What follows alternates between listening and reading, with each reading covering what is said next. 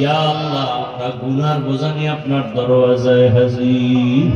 আয় আল্লাহ, দুনিয়ার সব বাড়িওয়ালার দরওয়াজা দরজাও বন্ধ, মেয়ের রুমের দরজাও বন্ধ, মায়ের রুমের দরজা বন্ধ, বাবার রুমের দরজা বন্ধ। আয় আল্লাহ, আমার বন্ধু রুমের দরজাও বন্ধ, মোবাইলটাও বন্ধ। দুনিয়ার সব অফিস আদালতের দরজা বন্ধ। আসমানের নিচে আমরা হাজির, আপনার রহমতের দরজা খোলা।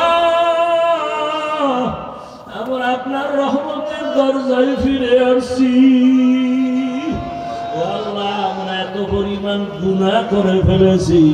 আমার হাতের গুনাহ, চোখের গুনাহ আমার মাও জানে না, বাবাও জানে না। আমার স্ত্রী যদি জানতো আমাকে স্বামী বলে মানত না।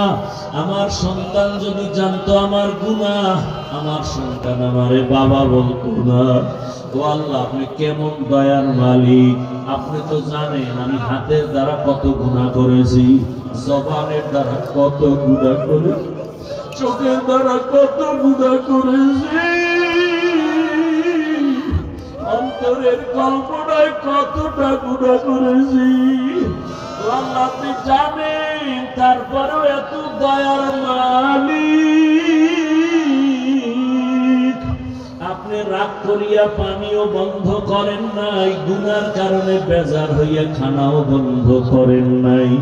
আয় আল্লাহ, আপনি সম্মানের চেয়ার থেকেও ফালাইয়া দেন নাই, বরং আপনি বারবার ডাকছেন, বান্দা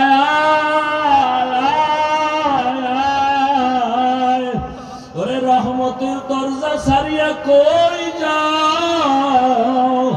আমার মাওলার রহমতের দরজা ছাড়িয়া যেদিকেই যাবি সেদিকেই জাহান্নামের আগুন।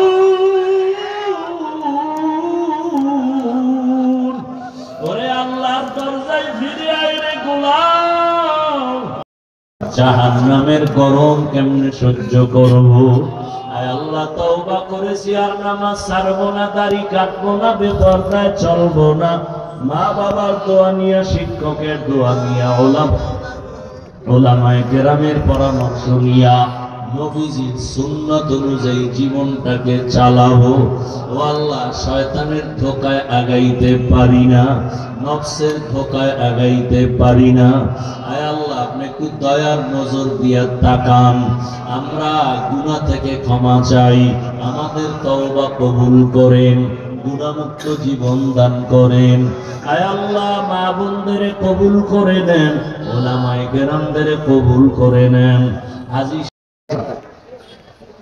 আগামী 2 নভেম্বর খেলার মাঠ নোরানি তালিমুল কোরআন হাফিজিয়া মাদ্রাসায় মুফতি হিদায়াতুল্লাহ কানাদানী সাহেব বয়ান করবেন।